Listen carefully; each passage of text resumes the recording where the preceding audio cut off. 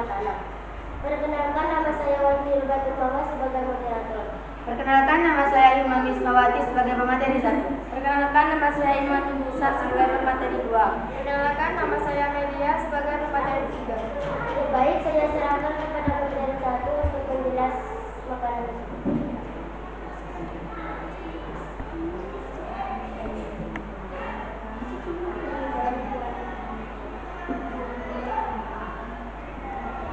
Perubahan dalam pendidikan. Terdapat 2 pendidikan yang dikembangkan pada masa pemerintahan kolonial Barat. Pertama adalah pendidikan yang dikembangkan oleh pemerintah. Dan yang kedua adalah pendidikan yang dikembangkan oleh masyarakat. Pusat-pusat kekuasaan Belanda di Indonesia di berbagai kota di Indonesia menjadi pusat pertumbuhan berbagai sekolah di Indonesia. Kalian dapat menemukan sekolah-sekolah yang telah terdiri sejak zaman penjajahan di kota provinsi tempat tinggalmu. Pada masa penjajahan Belanda juga telah berkembang perguruan tinggi seperti Institut Teknologi Bandung atau ITB dan Institut Pertanian Bogor atau IPB. Sekolah dibedakan menjadi 2 golongan, yaitu sekolah untuk bangsa Eropa dan sekolah untuk pendudukan pribumi. Hal ini mendorong lanjutnya berbagai gerakan pada masa pemerintahan kolonial Barat. Terjadi diskriminasi pendidikan di modern di Indonesia. Sekolah-sekolah yang dipelopor di berbagai organisasi pergerakan nasional untuk pada awal-awal pengaruh pendidikan modern berdampak pada lapangan kerja pada masyarakat Indonesia. Munculnya elit intelektual memunculkan jenis pekerjaan baru seperti guru, administrasi, pegawai pemerintah, dan sebagainya. B. Pengenalan tanaman baru. Pengaruh pemerintah kolonial Barat di satu sisi memiliki pengaruh positif dalam mengenalkan berbagai tanaman dan teknologi dalam pertanian dan perkebunan. Beberapa tanaman adalah ekspor, dikenalkan dan dikembangkan di Indonesia. Pengenalan tanaman baru sangat bermanfaat dalam pengembangan pertanian dan perkebunan di Indonesia. Baik, saya serahkan kepada pemateri 2 untuk menjelaskan materi ini. Selanjutnya.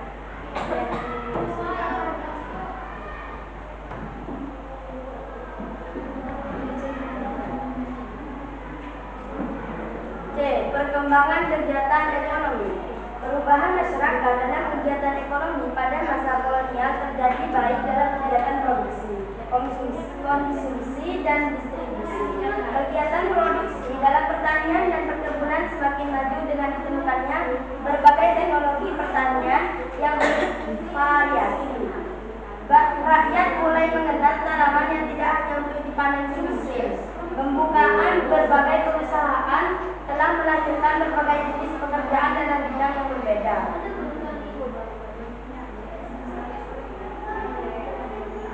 Ketentuan kebijakan tanah paksa. Penduduk wajib menyerahkan seperlima tanahnya untuk ditanami tanaman wajib dan berkualitas ekspor. Tanah yang ditanami tanaman wajib bebas dari pajak tanah. Waktu yang digunakan untuk pengerjaan tanaman wajib tidak lebih waktu untuk menanam padi. Apabila harga tanaman wajib setelah dijual melebihi besarnya pajak tanah, kelebihannya dikembalikan kepada penduduk.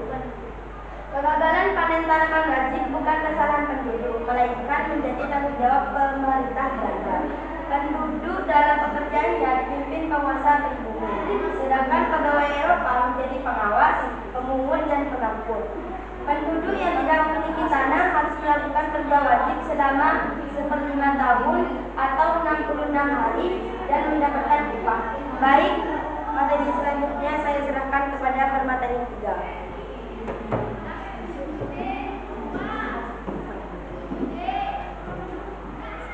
Praktik penekanan dan pemaksaan terhadap praktik tersebut antara lain sebagai berikut.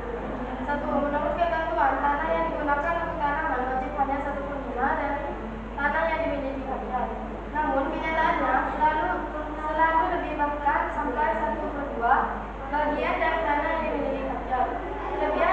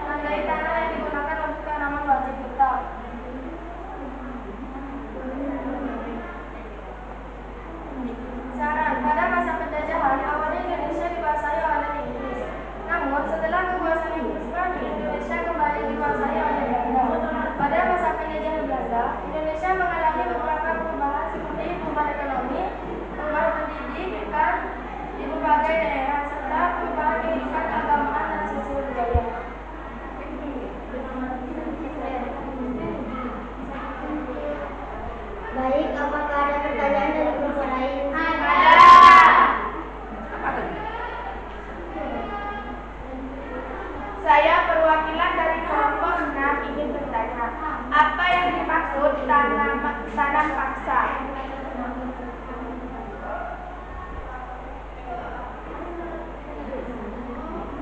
Baik, kami akan menjawab pertanyaan dari kelompok 6.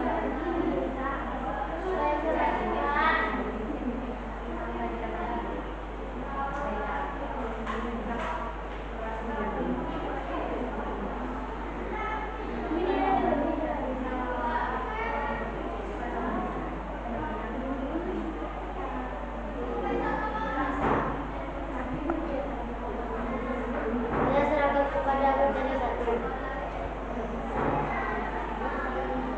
Dari pengenalan taman utama. Pengaruh pemerintah kolonial Barat di satu sisi memiliki pengaruh positif dalam mengenalkan berbagai tanaman dan teknologi dalam pertanian dan perkebunan. Beberapa tanaman andalan ekspor dikenalkan dan dikembangkan di Indonesia. Pengenalan tanaman baru sangat bermanfaat dalam mengembangkan pertanian dan perkebunan di Indonesia. Baik, apakah diterima jawaban kami? Cukup sekian Presentasi dari kami, kurang lebihnya mohon maaf.